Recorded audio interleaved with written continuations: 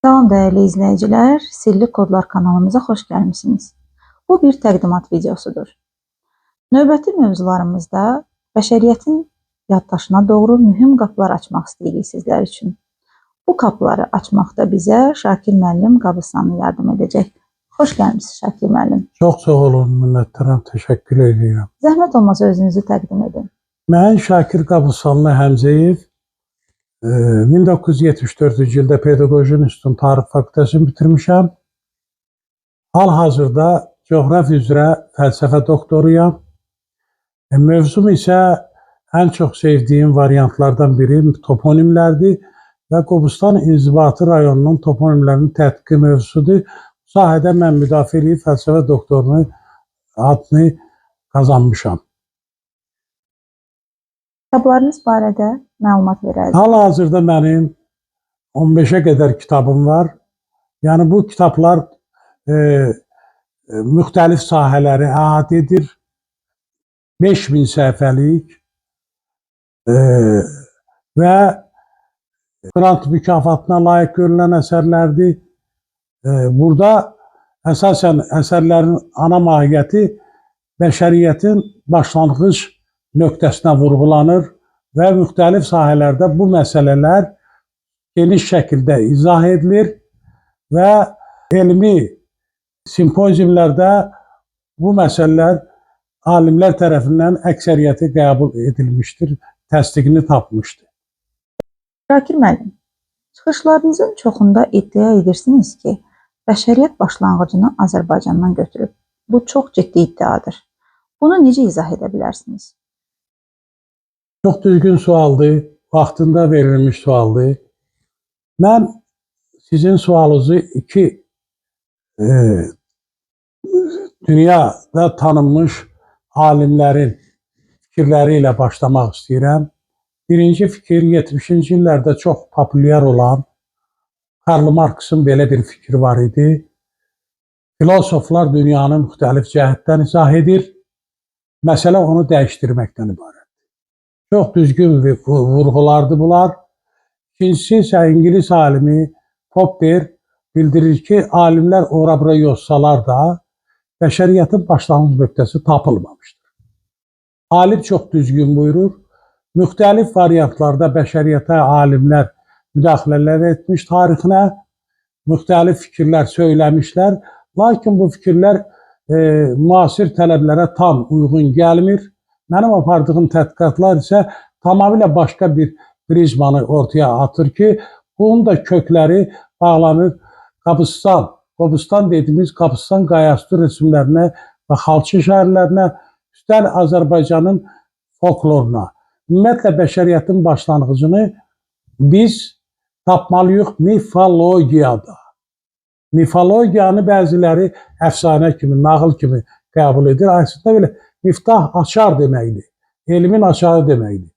Məsələn, Qobustan qayalarında olan yazılar heç biri təksib edilməz şəkildə qoyulmayıb. Hamısı təsdiq edici şəkildədir, hamısı da elmi tələblərə tam uyğun gəlir, təhlil eləyəndə. Burada əfsanədən, nağıldan əsər əlamət ola bilməz. İkinci variant, bu təkcə Qobustan qayaları yox, eyni zamanda mifoloji görüntülər xalq mahnılarında, xalça işarələrində, toponimlərdə, xüsusilə başlıca toponimlərdə bu fikirlər yeni fikir kimi öz təsdiqini tapır. İndi başlayaq görək Azərbaycanda başlanğıc nöqtə Azərbaycan bunu necə izah edir? Əlbəttə 7000 qayaüstü rəsm var. Dünyanın 20 ölkəsində də bu qayaüstü rəsmlər var. Çox təəssüflər ki, bu qayaüstü rəsmlər hələ açılmayıb sirləri. Mən deyərdim ki, onun biri də oxunmayıb. Lakin biz ilahinin verdiyi güc əsasında 7000 işarəni sərbəst oxuya bilirik.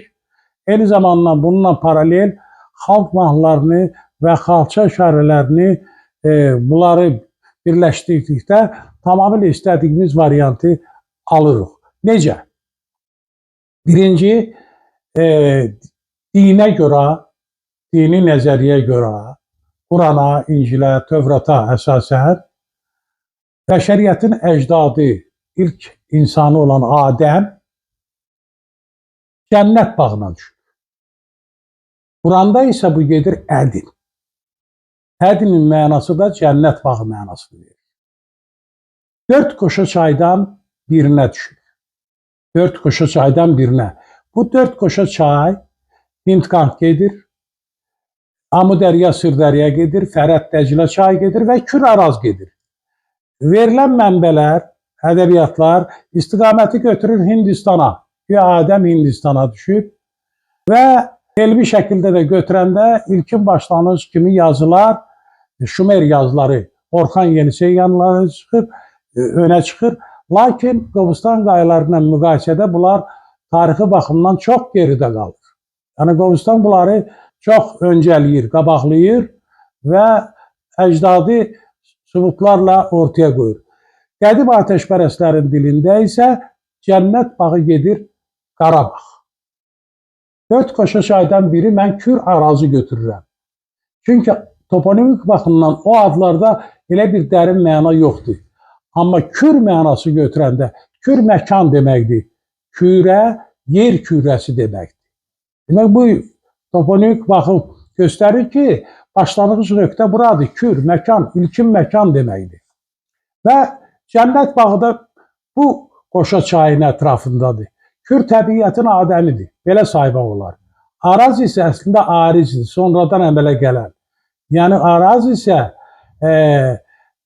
təbiətin həvvasıdır desək yanılmarıq. Bu baxımdan cənnət bağı bu çayın ətrafında göstərilməlidir. Qədim dövrdə bunu Qarabağ kimi adlandırırlar. Qara 26 mənalı sözdür. Birinci mənası böyüklük mənasındadır. 26'lardan biri isə müqəddəs deməkdir. Müqəddəs dağ deməkdir. Bağ deməkdir. Müqəddəs. Heç də böyüklüyə görə götürülmür Qarabağ. Onun müqəddəsliyinə götürülür. Cənnət bağı olmasına görə götürülür. Misal üçün bizim folklor nümunələrində, bayatlarımızda belə qeyd edilir. Çıxdım Həzrət Baba dağına, baxdım cənnət bağına. Bənövşə calaq olub, qızılgül yarpaq. Və Novruz dastanında deyir ki, dağlardan uca Nuh dağıdır, şəhər ətrafı cənnət bağıdır. Ona görə cənnət bağıdır ki, bütün cənnət meyvələri kompleks şəkildə yalnız bu bağdır. Və bu meyvələr də xalq mahnılarında tamamilə öz əksini tapır. Yəni bu baxımdan, bəli, Adəm bura, bu cənnət bağına, bura Qarabağa düşüb. Ona görə də məhz Avropa və ermənilərin iddiası burada bax, əsas ana məsələ budur ki, bəşəriyyətin başlanğıcına bizə bağlıdır. Bunu demək istəyirlər. Lakin bu da Allah ilahi verən şeyi heç kimi ala bilməz. İkinci bir tərəfdən daha təsdiq edici amil kimi Qobustan qayaüstü rəsmlərinə diqqət yetirək. Baxın, bu Adəmlə Həvvanın şəklidir. Bunun daxili kodlarını mən bilirəm. Gələn verilişdə, artıq verilişimizdə indi anonslardır. O verilişdə biz bunları tamamilə açıqlayacaq, hamısını göstərəcək. Adəm və Həvvanın Qobustanıdır. Heç bir dini kitabda Adəmlə Həvvanın şəkli yoxdur. Hətta dini nümayəndələr də bunu efirdən səsləndiriblər ki, heç bir kitabda bunların şəkli. Bəli, dini ayinlər, ilk ayinlər Qobustanda yazılıb. Bunlar dini ayinlərdir. Adəmlə Həvvanın şəkli də burada verilir. Daxili kodlar isə gələcək verilişlərimizdə biz aça biləcəyik. Demək, bunlar təsdiq edir ki, bəşəriyyət başlanğıcını buradan götürür. İkinci məsələ, buyurun, dünyanın ən qədim heykəlidir. Sfinks heykəlindən 1000 illər qabaq. Bax, burada verilən müxtəlif formada, burada çəpər qəbri, yəni bu 5 nəfərlik böyük bir Quranda olan ayənin açmasına bağlanan bir heykəldir. Bu heykəl 5 nəfərin heykəlidir. Yəni gələcəkdə bunları da biz açacaq sirlərini. İkinci bir tərəfdən dünyanın ilk səhnəsi amfiteatr Qobustanda qışlaqların birindədir. Bayandır xan Dədə Qorqudda deyir ki, ildə bir dəfə yağnaq toplayırdı, hamı toplaşırdı dini ayinlər mərasimində. Məhz amfiteatr budur, dünyanın ilk səhnəsi. Şakir müəllim, bəşəriyyətin başlanğıc işarələrini xalq mahnılarında da açığa çıxarmısınız. Hansı xalq mahnılarıdır? Çox gözəl sualdır, yerində verilən sualdır. Yəni xalq mahnılarında da elə verilir ki, məsələ müdrikcəsinə bu xalq mahnıları bağlanır qayaüstü rəsmlərə və xalça işarələrə. Misal üçün, mən bunlardan birini açacağım. Hələlik. Gələcəkdə isə bizim ayrıca verilişimiz xalq mahnıları olacaq. Orada çox mahnılardır. Misal üçün, oxunmur bu mahnı. Xalq mahnıları kitabında verilir bu. Deyir, əkinçiyəm, biçinçiyəm. Bu qışı burada, bu qışı burada. Keç bir mədar. Mahnının belə gedir. İndi açırıq lüğəti mədar. Nə versə yaxşıdır. Başlanğıc nöqtə xərçəng tropiki. Yəni bəşəriyyət buradan başlayıb xərçəng kimi paylanıb. Xalça işarəsində isə bu tamamilə öz əksini tapır. Burada demək ağac şəkli verilib. Ağac şəkli. Bu birinci şəkil göyə bağlanır. 8 gülşən ulduz mələklərə bağlı. Qatdı 8-ci qat göyün 9 qatdan. 9-uncusu isə ortada bir nöqtə. Yəni dünya Allah tərəfindən yaradılmış və şəcərə 6 istiqamətdə 7 iqlim boyunca xərçəng kimi buradan paylanmışdır. O burada xalçada verilir. Ona görə də deyir keçmir mədar. Başlanğıc nöqtə xərçəng tropikindəyə. Yəni aşiqin sədaları kənara çıxa bilmir. Bunu demək istəyir. Məhdud mühitdədir. Bütpərəstliyin mühitindədir. Bunları verir. Yəni göstərir ki, xərçəng kimi buradan bu mahnı xalça işarələrində gözəl bir yerdə, həm də bu qayaüstü rəsmlərdə də var. Yəni qayaüstü rəsmdə belə bir şəkil var. Şaman, başında papaq, papağın bir tərəfində 7 xətt, bir tərəfində 6 xətt. Bu təsdiq edir ki, 7 iqlim boyunca 6 istiqamətdə paylanma məhz buradan başlanmışdır. Biz Qobustan deyəndə təkcə indiki Qobustan ərazisi nəzərdə tutulmamalıdır. Lətif Kərimov onun ərazisini çox gözəl verir. Deyir, Bakıdan Dərbəndə qədər, Şəkidən Hacıqabula qədər olan xalçalar Kabristan adı ilə dünyaya yayılırdı. Yəni qədim Qobustan adı ilə. Kabristan adı ilə dünyaya yayılırdı. Yəni ilk məkan buradır. Ona görə də cənnət mahnı bu ərazidədir. Və xalq mahnısında da verir. Əziziyəm Qarabağ, Şəki Şirvan Qarabağ. Şəki Şirvanın meşələridir Qarabağ. Və orada da bütün kompleks meyvələr, alma, armud, üzüm, nar, gilanar, zeytun, hamısı bu bağda. Ona görə də bu cənnət bağı adlanır. Və Həvva ananın da ilk yediği meyvə məhz cənnət bağının narı olmuşdur. Ona görə də xalq mahnılarında deyir, nar, nar, nar gilə, durun gedə yar gilə. Yəni nar günəşdir, işarə verir aşıq ki, bu sistemi yaradan Allahdır, bizə bəxş edib. Bu sistem olmasa həyat ola bilməz. Nar, nar, nar əkdim, yanında gilanar əkdim. Yəni nar günəşdir, gilanar ulduz sistemidir. Narın iki mənası var, rəmzi mənası. Bu dünyada nar həyat mənbəyidir, günəş. Ahirətdə isə cəhənnəm mənbəyi. Yəni cəhənnəm odur, narla bağlanır. Bu bağlanır. Yəni bax, görürsünüz, kompleks şəkildə bunlar daxil olur. Bizim folklorumuzda bunlar oturub, mifologiyamızda bunlar oturub və bunları necə təksib etmək olar. Bunu vaxtı ilə bizim nəsillərimiz yazıb qoyub bizi üçün, o canlı şəkildə yazıb qoyub gediblər və biz də bunu ilahinin verdiyi güclə aça bilirik sərbəst şəkildə və bunlar təsdiq edir ki, bəli, başlanğıc nöqtəsi Azərbaycan. Şakir müəllim, siz Nuh Peyğəmbərlə bağlı əlamətlərin Azərbaycanda izlərini göstərirsiniz. Bəs bu yanaşma minlərlə tədqiqatçının fərqli nəticələrini inkar etmək anlamına gəlmirmi? Maraqlı və real fikirdir, tamamilə. Bəli, Nuh haqqında, yəni bəşəriyyətin başlanğıc nöqtəsinə vurğulanan bir mövzudur bu. Biz Adəmi dedik, indi keçirik Nuha. Mən əsərlərində yazmışam ki, Adəm hardadırsa, Nuh Peyğəmbər də oradadır. Çünki Adəm nəsli tufanda getdi. Nuh tufanında. Nuh tufanı hardadırsa, İbrahim Peyğəmbər də oradadır. Bəli, 200 versiya var Nuh haqqında. Mən bunun əksinə gedirəm. əksinə gedirəm. Yəni yeni fikirlərlə. Bu Popperin fikriyle desək, tamamilə başqa bir prizmadan məsələyə yanaşıram. Real faktlarla. 200-ə qədər versiya. Ancaq bu tam təsdiqini tapmayıb. Misal üçün, İncildə gedir Ararat. Türkiyə isə bunu Ağrı dağı kimi qəbul edir. Türklər mutfağının bağlayır Ağrıda. İtalyan alimi Paolo'nun fikrinə görə güya bu qayıq Ağrı dağının zirvəsində buzlaşıb qalıb.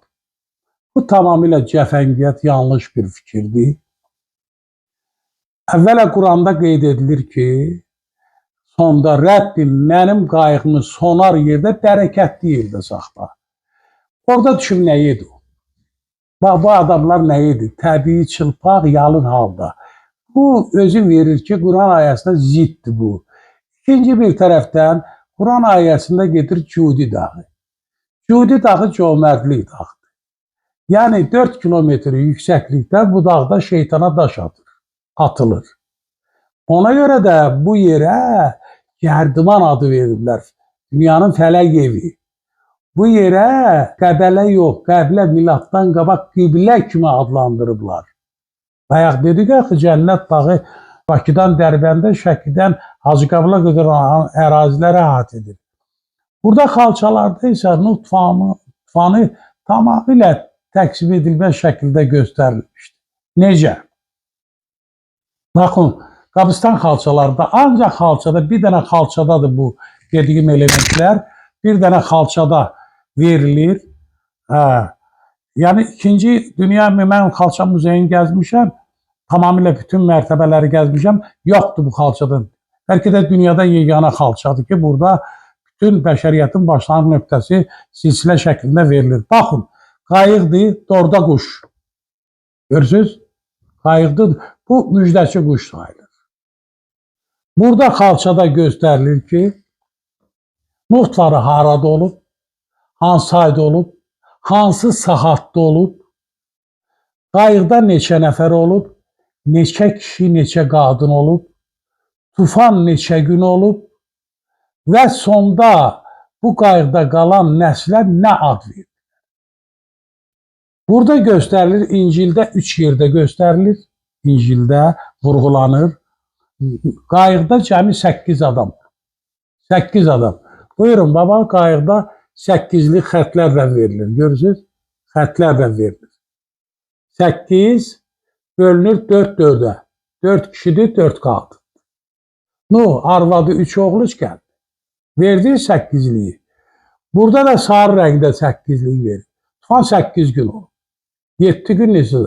Burada canlı şəkildə bunlar öz yaşadığı tarixi veriblər.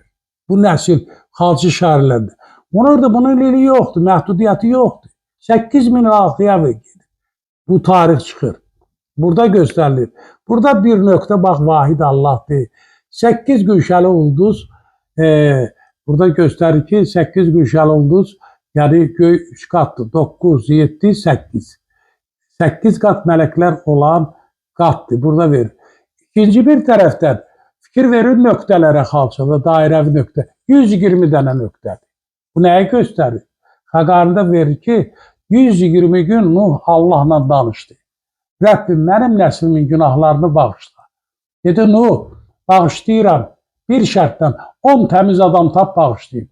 10 təmiz adam tapılmadı. Cəmi 8 adam tapıldı. Ona görə də bu qövm getməlidir. Bu nəsil getməlidir və getdi də.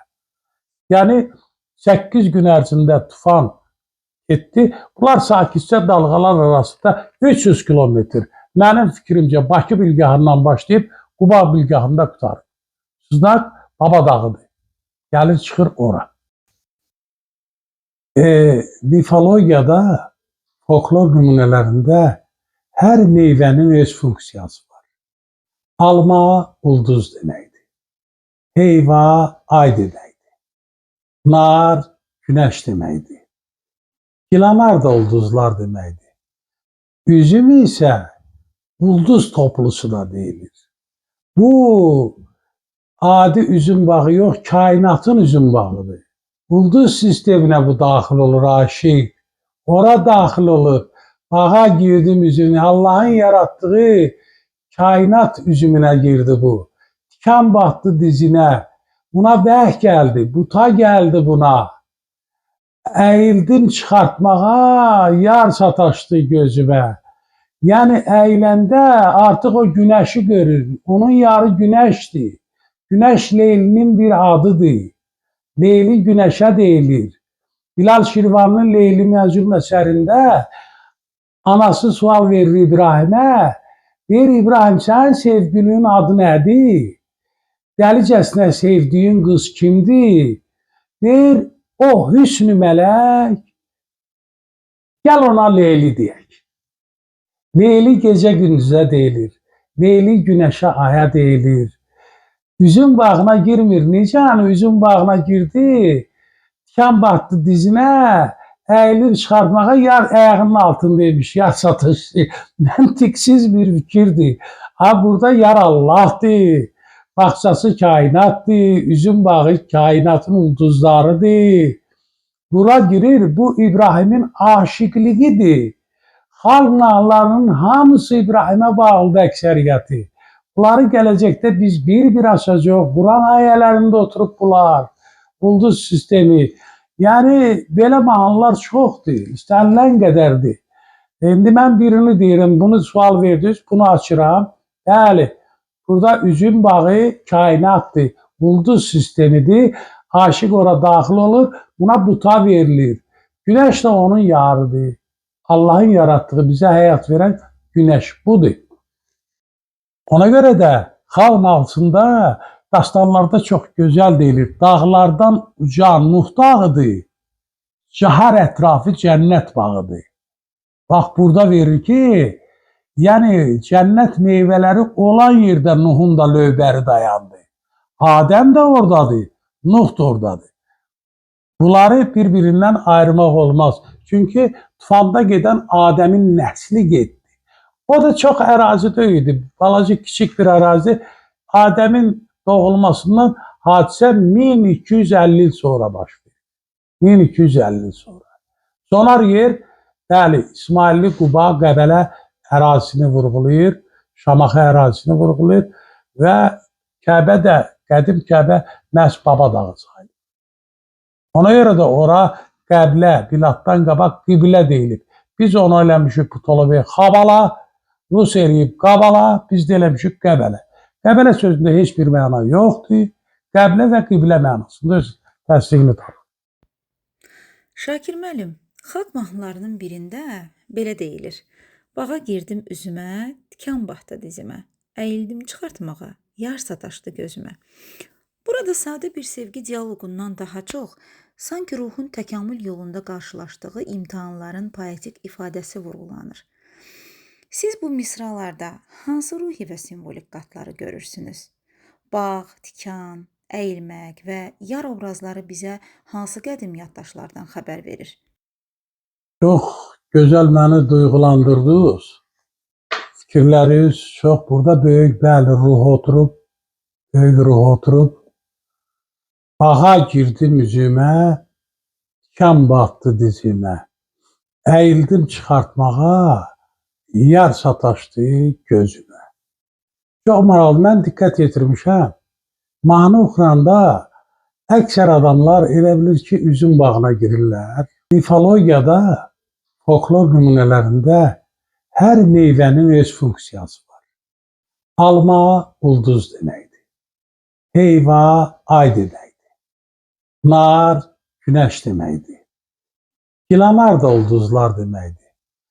Üzüm isə ulduz toplusu da deyilir. Bu adi üzüm bağı yox, kainatın üzüm bağıdır. Ulduz sisteminə bu daxil olur, aşıq. Ora daxil olur. Bağa girdim üzümünə. Allahın yarattığı kainat üzümünə girdi bu. Tikan batdı dizinə. Buna bəh gəldi, buta gəldi buna. Əyildim çıxartmağa, yar sataşdı gözümə. Yəni əyiləndə artıq o günəşi görür. Onun yarı günəşdir. Günəş Leylinin bir adıdır. Leyli günəşə deyilir. Bilal Şirvanlı'nın Leyli Məcnun əsərində anası sual verir İbrahimə. Deyir, İbrahim, sənin sevgilinin adı nədir? Dəlicəsinə sevdiyin qız kimdir? Deyir, o hüsnü mələk, gəl ona Leyli deyək. Leyli gecə gündüzə deyilir. Leyli günəşə, aya deyilir. Üzüm bağına girmir. Necə hani üzüm bağına girdi? Tikan batdı dizinə, əyilir çıxartmağa, yar ayağının altındaymış, yar satışdı. Məntiqsiz bir fikirdir. Ha, burada yar Allah'dır. Baxçası kainatdır. Üzüm bağı kainatın ulduzlarıdır. Bura girir, bu İbrahimin aşıqlığıdır. Xalq nağlarının hamısı İbrahimə bağlıdır əksəriyyəti. Bunları gələcəkdə biz bir açacaq. Quran ayələrində oturub bunlar. Ulduz sistemi. Yəni, belə mahnılar çoxdur. İstənilən qədərdir. İndi mən birini deyirəm, bunu sual verdiniz, bunu açıram. Bəli, burada üzüm bağı kainatdır. Ulduz sistemidir. Aşıq ora daxil olur. Buna buta verilir. Güneş də onun yarıdır. Allah'ın yarattığı, bizə həyat verən güneş budur. Şakir müəllim, xalq arasında Muleyli kimi tanınan qədim mahnıda sanki təkcə bir sevgilinin yox, bütöv bir sirli varlığın izləri hiss olunur.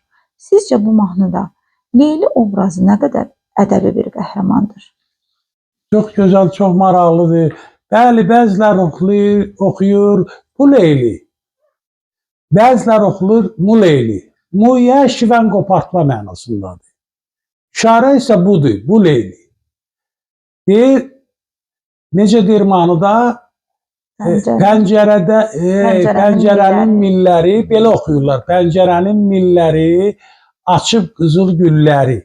Oğlanı yoldan eylər, qızın şirin dilləri. Pəncərənin mili olmur. Pəncərədə milləri. Güneşin şüalarıdır bunlar.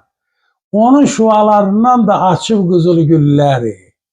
Oğlanı yoldan eylər, qızın şirin dilləri. Bu kişi güneşə aşıqlığı ilə bütpərəstliyə asi oldu. Ona görə də 11 il məcnun olub çöllərdə gəzdi. Bunu nə toya buraxdılar, nə yasa buraxdılar ki, sən bütlərə qarşı çıxırsan. Leyli, hüsnü mələk, gəl ona Leyli deyək. Leyli gecə ilə gündüzə deyilir. İşarə buya verilir, bu Leyli. Yəni bizim bu Leyli, bizim güneşə işarədir bu. Leyli güneşdir. Bu da ora işarə. Mu şivən qopartmadır, nalə qopartma, muyə. Ona deyirlər. Deyir ki, ağaçda leylək yuva bağlar gedər, qız sevən oğlan hava bağlar gedər.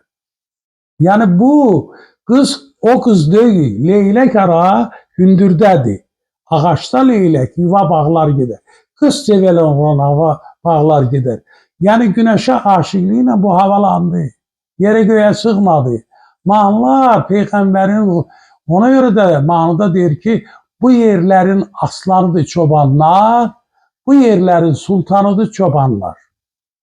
Deyir, balışında gül bitsin, döşəyində bənövşə. İbrahimi od atanda, bülbül 3 dəfə fırlandı, atdı o da özünü, onun arxasıca. Ona görə də mahnıda deyir ki, döşəyin balışında gül bitsin. Yəni gül idi o, müqəddəs. Döşəyində bənövşə. Gördülər ki, 7 gün od yanandan sonra İbrahim əli qucağında, ətrafı bənövşələr, bülbül də cəhcəv. O mahnılar bunlara vurğulanır. Bütün xalq mahnıları İbrahim Peyğəmbərin keçdiyi yollar vəsf eləyir və gələcək açmalarında bunları biz tam Quran ayələrində də görəcəyik mahnıları, İbrahim ayələrində də, fikirlərində də tam reallığını biz göstərik. Hələlik bunları anons sayaq da, xəbərdarlıq kimi.